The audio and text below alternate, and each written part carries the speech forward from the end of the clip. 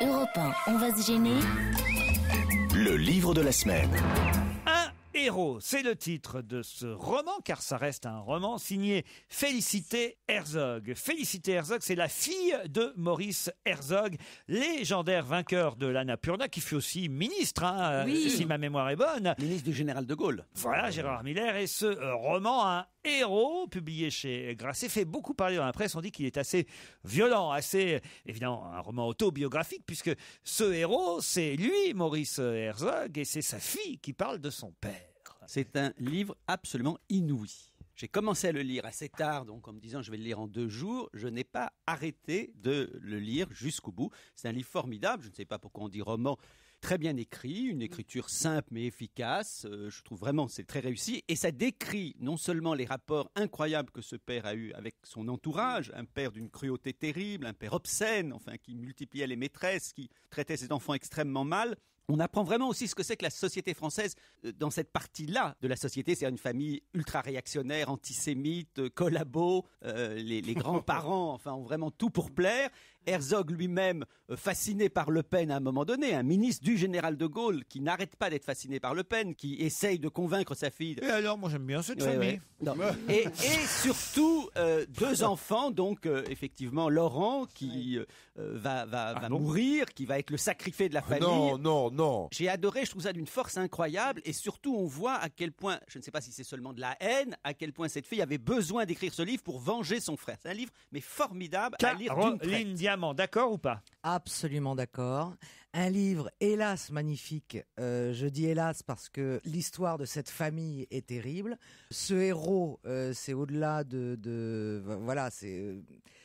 au-delà de l'ironie. J'ai oublié de dire pour les gens qui nous écoutent, c'est donc Maurice Herzog était le supposé grand vainqueur de l'Annapurna. C'est la première fois. On est après-guerre. L'Annapurna, c'est une montagne, c'est pas une longue gonzesse. Voilà. On est après-guerre.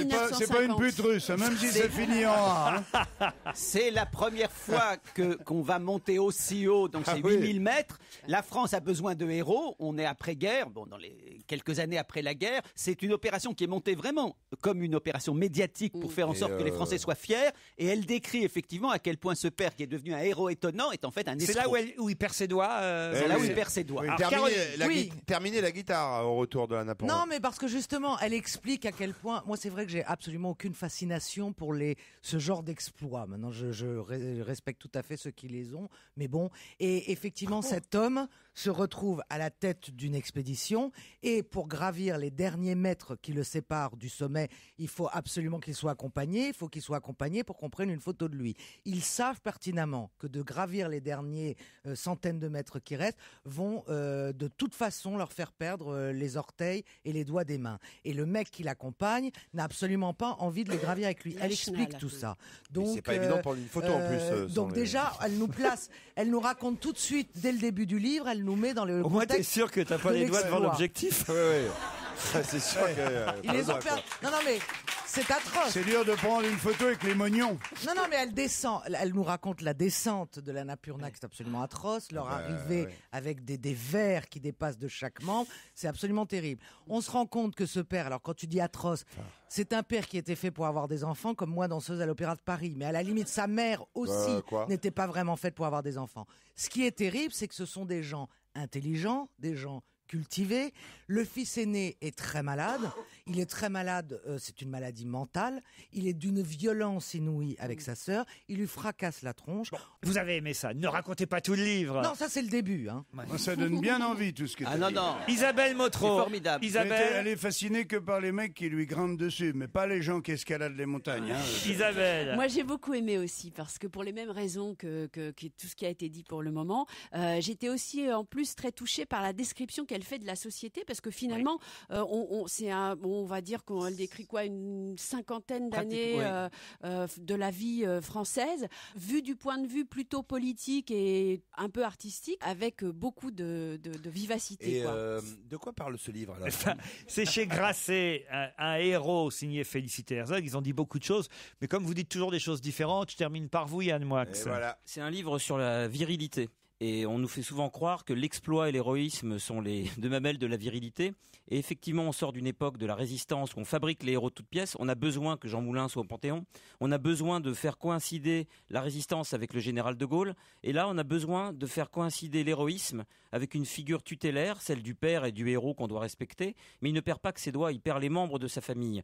Et à travers le faux, l'exploit truqué, à travers le mensonge quasi stalinien, parce que cette époque, elle est aussi stalinienne à l'envers, elle est stalinienne gaullistement parlant.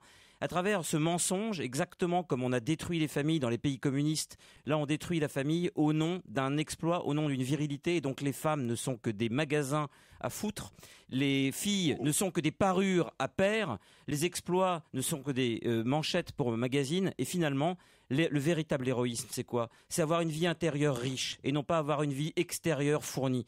Et à force d'avoir multiplié les apparences, Maurice Herzog a eu une vie de merde. Bravo. C'est là où on voit que Yann Moix, c'est pas seulement réactionnaire, il est intelligent, c'est remarquable. Je n'ai jamais été réactionnaire de ma vie, j'ai seulement toujours été de droite. Manifestement, franchement, hein, ça a plu à tout le monde, Ah oui. à tous ceux qui l'ont lu. Jean-Marie Titoff, il vous reste à le lire. Moi aussi, d'ailleurs. oui. C'est chez Grasset, un héros On signé connaît la fin, on sait qu'il arrive en haut du sommet, le mec a rien compris. Tu sais. Félicité Herzog. Ne le ratez pas, c'est dans toutes les bonnes librairies en ce moment.